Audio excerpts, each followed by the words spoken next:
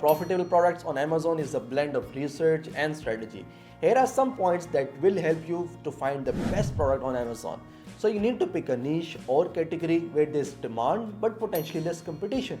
Look for products with good sales history but not oversaturated. Explore high demand items, the products that people actively search for.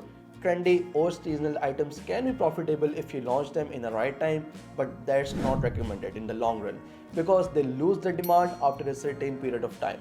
And you need to seek products with low competition, but of course with the higher and healthy profit margins. And we love Evergreen products. These are the products that remain in demand throughout the year. This could be your everyday items or essentials that people regularly purchase, such as your home and kitchen products.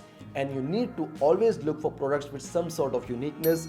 These products can be anything that is differentiate from other products, so you need to pick a differentiating factor from your competitors. This can attract customers even in competitive markets. We normally find unique selling point in all the products that we launch on Amazon. Remember, finding the most profitable products involved research, understanding customer needs, and staying adaptable to market changes. And stay tuned for more Amazon FBA tips.